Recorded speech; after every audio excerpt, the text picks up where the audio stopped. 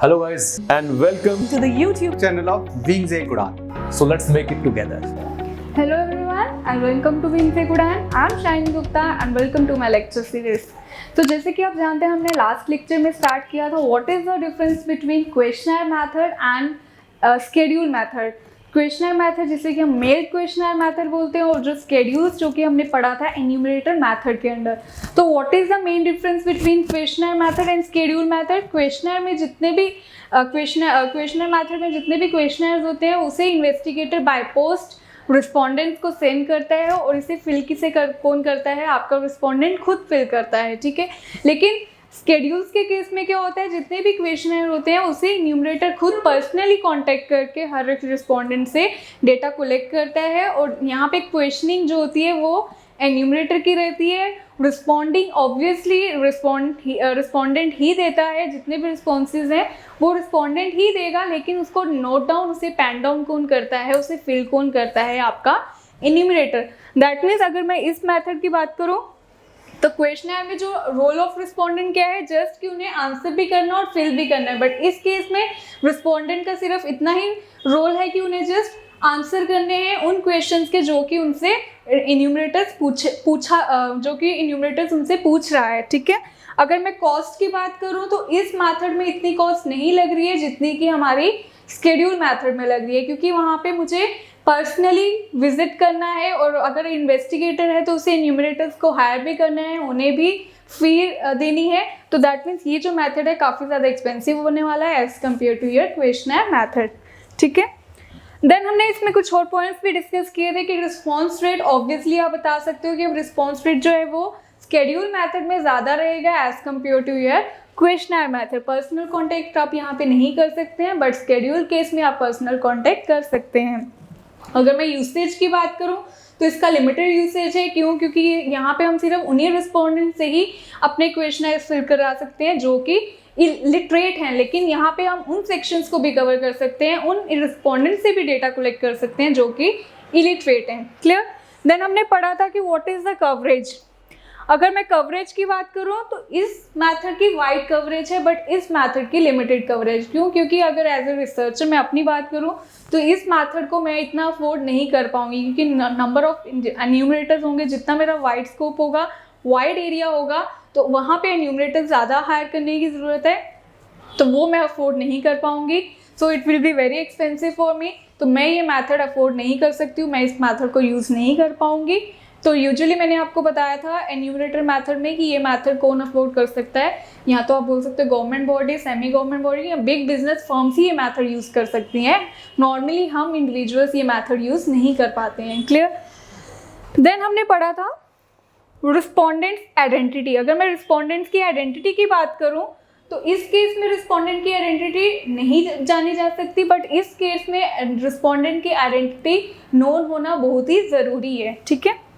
Then हमने पढ़ा था एक्यूरेसी एंड रिलायबिलिटी के बारे में. अब आप बता सकते हो कि मैम एक्यूरेसी और जो रिलायबिलिटी है obviously in the case of enumerator method वो ज़्यादा रहेगी, ना कि वो क्वेश्चनर मेथड में रहेगी, क्योंकि एन्यूमरेटर्स जो हैं वो खुद पर्सनली कांटेक्ट करके ही डेटा कलेक्ट कर रहे हैं, तो वहाँ पे ऑब्वियस है एक्यूरेसी के चांसेस ज़्यादा ही होंगे as compare to your questionnaire method. Then success obviously depends upon the quality and जो आपका जितना भी फिजिकल अपीयरेंस है क्वेश्चनर का उस पर डिपेंड करती है. बट यहाँ पे ऐसा कुछ नहीं है, क्योंकि एन्यूमरेटर्स को खुद फिल करना रहता है, तो मेरा क्वेश्चनर अच्छा है कैसा है, उसकी प्रेजेंटेशन कैसी है, हार्डली मैटर्स. जस्ट मैटर क्या करता है कि मेरी ऑनेस्टी कैसी है, मेरा कॉम्पिटेंस लेवल कैसा है, मेरे में वो कैसे स्किल्स हैं, मैं क्रॉस क्वेश्चनिंग कर सकती हूँ, क्रॉस एग्जामिन कर सकती हूँ क्या अपने रिस्पोंडेंट से, सो दैट कि वो मुझे करेक्ट डेटा ही दे. तो यहाँ पे ये मैटर करेगा, ये मैटर नहीं करता कि मेरा क्वेश्चनर कैसा है, ठीक है. देन हम अपने लास्ट पॉइंट पे आते हैं, दैट इज ऑब्जर्वेशन मेथड, जो हमने लास्ट लेक्चर में छोड़ा था.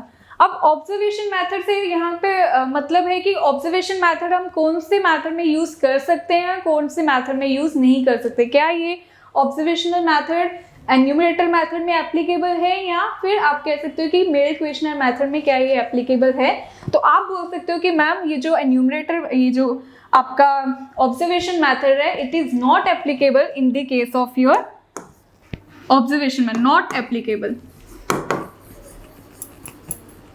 बट आप कह सकते हो कि इस केस में ये जो मेथड है वो एप्लीकेबल है। क्यों है? क्योंकि पहले आपको पता होना चाहिए कि ऑब्जर्वेशन मेथड होता क्या है। इसे हम नेक्स्ट लेक्चर में थोड़ा सा डिटेल में पढ़ेंगे, बट अभी के लिए इतना ही रखते हैं कि ऑब्जर्वेशन मेथड में हम क्या स्टडी करते हैं। जब एक एन्यूमरेटर को हो या आप एक इन्वेस्टिगेटर बोलो, जब मैं अपने रिस्पोंडेंट का बिहेवियर ऑब्जर्व कर सकती हूँ, ठीक है। अगर मुझे XYZ इंडिविजुअल से स्टडी डेटा कलेक्ट करना है तो मैं वो डेटा कलेक्शन के साथ साथ वो क्वेश्चनर फिल करने के साथ साथ मैं उसका बिहेवियर भी ऑब्जर्व कर रही हूँ कि उसके गेस्चर्स कैसे हैं, उसकी बॉडी लैंग्वेज कैसी है, उसके एक्सप्रेशंस कैसे हैं, फेशियल एक्सप्रेशंस कैसे हैं जो वो मुझे आंसर करते टाइम दे रहा है, ठीक है।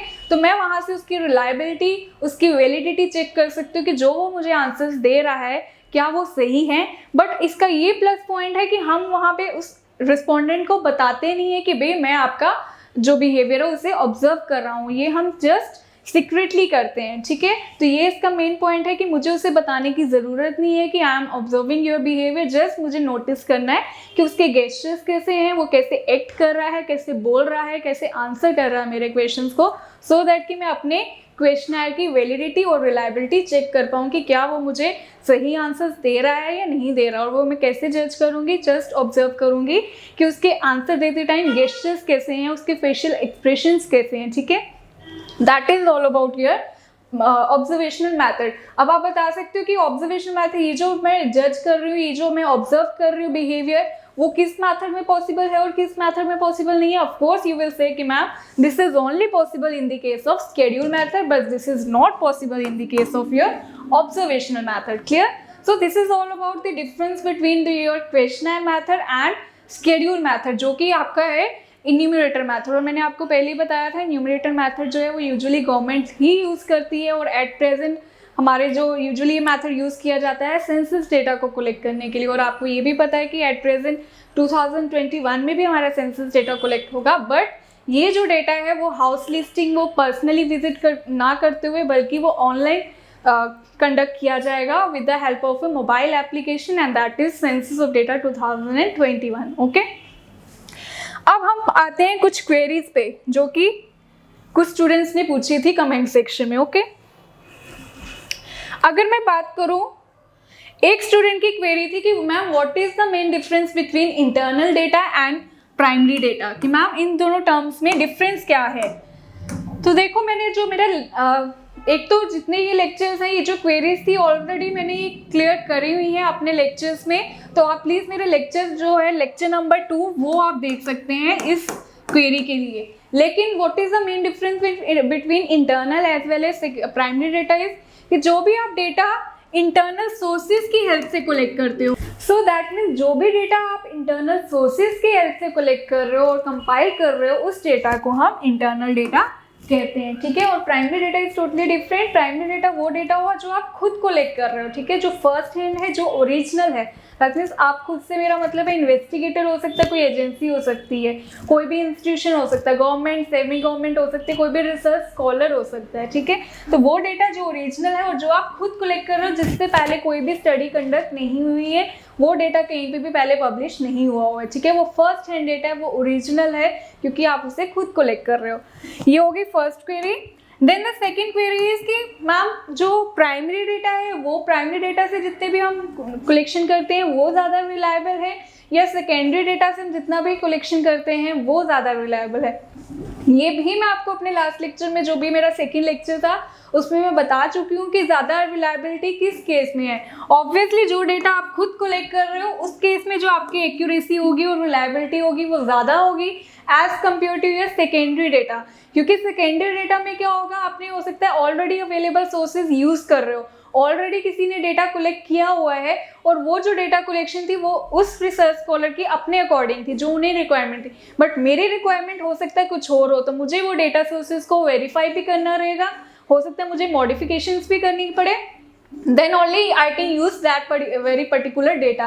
That means यहाँ पे एक्यूरेसी उतनी नहीं हो सकती है जितनी कि मेरी प्राइमरी डेटा में होने वाली है। क्लियर? हो सकता है कुछ वेबसाइट्स ऐसी हो जो ऑथेंटिक ना हो, जिसकी रिलायबिलिटी, जिसकी एक्यूरेसी के लिए मुझे उसको वेरीफाई करना ज़रूरी है कि क्या ये वेबसाइट जो है ऑथेंटिक है, क्या ये फ्रॉडी तो नहीं है।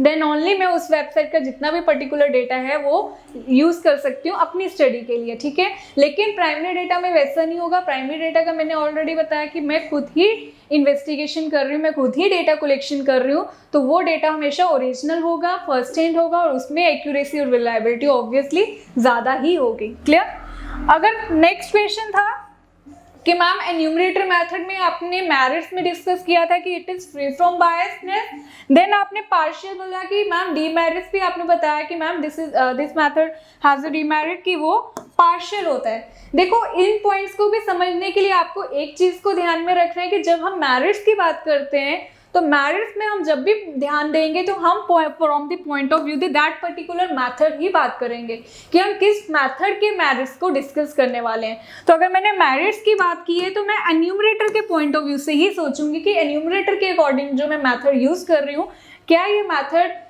में ये वाला मेरिट एग्जिस्ट करता है या नहीं करता है। और अगर मैं डीमेरिट्स की बात करती हूँ तो डीमेरिट्स की हम जब भी बात करते हैं एज ए होल बात करते हैं, ठीक है।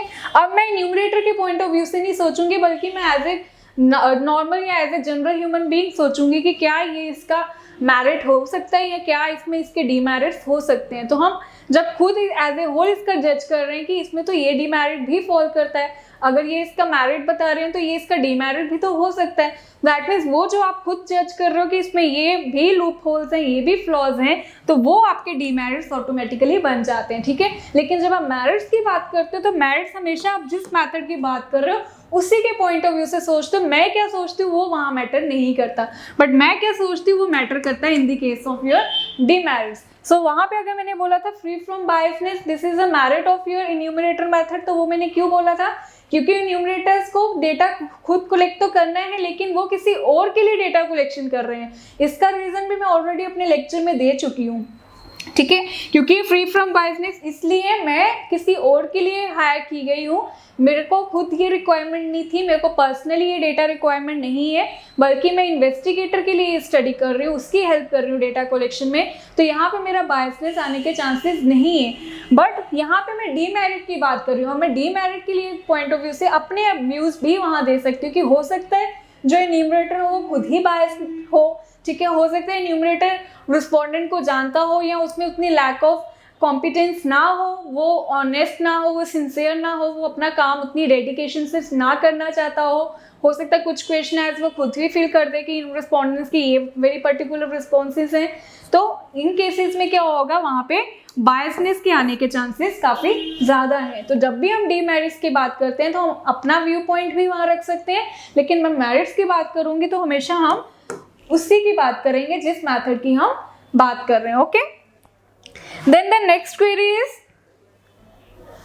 इनडायरेक्ट ओरल इन्वेस्टिगेशन में किसी ने पूछा था कि मैम ये जो मेथड है वो सेकेंडरी डेटा कलेक्शन के लिए भी यूज़ किया जा सकता है या नहीं किया जा सकता है। सो किसी ने बोला था कि मैम ये जो मेथड है सेकेंडरी डेटा कलेक्शन के लिए भी तो हो सकता है, व्हाई यू आर सेइंग कि ma'am it is a method of primary data collection. तो मैं आपको ऑलरेडी ये मेथड्स डिस्कस कर चुकी हूँ कि प्राइमरी डेटा कौन सा हुआ जो आप खुद कलेक्ट कर रहे हो। तो हम जितने भी मेथड्स ऑलरेडी मेरी लेक्चर सीरीज इस पे आ चुकी है, जो डेटा हम खुद कलेक्ट कर रहे हैं, और इनडायरेक्ट ओरल इन्वेस्टिगेशन में भी यही होता है कि मैं रिस्पोंडेंट का डेटा कलेक्ट कर रही हूँ but from the third party, from the witness, ठीक है। लेकिन मैं डेटा तो खुद ही कलेक्ट करने जा रही हूँ, ठीक है। तो इन्वेस्टिगेटर अगर खुद कलेक्ट कर रहा है डेटा, बस इतना ही फर्क है कि मैं डायरेक्टली रिस्पोंडेंट से कॉन्टेक्ट नहीं कर रही हूँ, बल्कि उसी रिस्पोंडेंट का डेटा मैं कलेक्ट कर रही हूँ from the third party, but still लेकिन वो जो डेटा कलेक्शन का मेथड है वो तो प्राइमरी सोर्स ही है। सो this is a method of your primary data collection, but this is not a method of your secondary data collection, ठीक है। I hope it is clear to you now. Then the next query is कि information from correspondent method से आई थी कि ma'am आपने merits में बोला कि ये मेथड तो इकोनॉमिकल है, बट डीमेरिट्स में आप बता रहे हो कि ये मेथड जो है वो काफ़ी ज़्यादा टाइम कंज्यूमिंग है। अगेन मैं वही पॉइंट बताऊंगी कि जब भी आप मेरिट्स की बात करते हो तो आपको किसके पॉइंट ऑफ व्यू से सोचना है, कॉरेस्पॉन्डेंट्स के पॉइंट ऑफ व्यू से, जिस मेथड की हम बात कर रहे हैं उसके अकॉर्डिंगली आपको मेरिट्स की बात करनी है। लेकिन डीमेरिट्स में मैं एज ए जनरल ही सोचूंगी, ठीक है। अब मैं इसका पॉइंट ऑफ व्यू नहीं रखूंगी, बल्कि मैं यहाँ पे अपना पॉइंट ऑफ व्यू रख सकती हूँ, ठीक है। अगर मैंने मेरिट्स की बात की तो मैंने बोला ये जो मेथड है वो इकोनॉमिकल है, तो वो इकोनॉमिकल क्यों है वो मैं अब इन्वेस्टिगेटर के पॉइंट ऑफ व्यू से सोचूंगी। मुझे पर्सनली कॉन्टेक्ट करने की ज़रूरत नहीं है, जस्ट मैंने कुछ कॉरेस्पॉन्डेंट्स हायर किए, हो सकता है वो अपॉइंटेड हो या ये भी हो सकता है कि वो खुद ही मुझे इन्फॉर्मेशन देने में विलिंग है। तो वो जो डेटा मुझे कॉरेस्पॉन्डेंट्स, लोकल पर्सन्स, एजेंट्स दे रहे हैं, वो डेटा कौन सा होता है आपका information from correspondents, obviously it is economical, ठीक है। तो यहाँ पे मुझे इतना पैसा नहीं लगने वाला है। बट अगर मैं डीमेरिट्स में बात करूँ तो obviously it is time consuming. मैं तो बोल रही हूँ कि पैसा कम लगेगा, और ये मैंने ये भी सूटेबिलिटी भी बताई थी कि ये मेथड तभी सूटेबल होगा जब मुझे रेगुलर और कॉन्टिन्यूस इन्फॉर्मेशन चाहिए, ठीक है। रेगुलर और कॉन्टिन्यूस इन्फॉर्मेशन से मेरा मतलब है मुझे डेली बेसिस पे वो डेटा कलेक्ट करना है। अब रिस्पॉन्डेंट जो आपका कॉरेस्पॉन्डेंट है उसको डेली बेसिस पे डेटा कलेक्ट करना है, तो वहाँ पे काफ़ी ज़्यादा टाइम लगने वाला है। That is why this method is very much time consuming, ठीक है। Then the next query is कि मैम प्लीज़ आप क्या नोट्स प्रोवाइड करेंगे, और अगर बुक सजेस्ट करनी है तो कौन सी हो सकती है। तो देखो नोट्स तो मैं कोशिश कर रही हूँ कि जितना जल्दी हो सके नोट्स भी मैं बना लूँ, और मैं आपको पीडीएफ फाइल्स में वो आपको मिल जाएंगी। और अगर आपको बुक सजेस्ट करने को बोलूँ तो एक ऐसी बुक है जिसमें आपका ये सारा का सारा जो पोर्शन है, आपका सिलेबस है, वो सारा कवर हो जाता है, और वो बुक है एसपी गुप्ता की। इसकी जो लैंग्वेज है वो सिंपल है, और इसमें जितने भी कंपोनेंट्स हैं आपके स्टैटिस्टिक्स पार्ट के, वो सारे के सारे इसमें कवर हो जाते हैं। थोड़ी सी मोटी है तो उस बुक को देख के डरना मत, लेकिन आप लैंग्वेज उसमें इजी है और आपके कॉन्सेप्ट्स जितने भी वो क्लियर हो जाएंगे। बाकी मैं तो हूँ ही आपकी हेल्प करने के लिए, जितने भी आपके डाउट्स स्टिल रहते हो आप कमेंट्स कर सकते हो, और ऐसा नहीं है कि उन कमेंट्स को इग्नोर किया जाएगा। जितने भी लेक्चर्स के अकॉर्डिंग जितने भी आपके कमेंट्स क्वेरीज होंगे, I will definitely take care of those very comments, okay. तो दिस इज ऑल अबाउट ये टुडेज लेक्चर। अब नेक्स्ट लेक्चर में हम डिस्कस करेंगे इसके रिमेनिंग मैथड्स जो कि प्राइमरी डेटा कलेक्शन के लिए यूज़ कर सकते हैं। So thank you very much for appreciating my videos.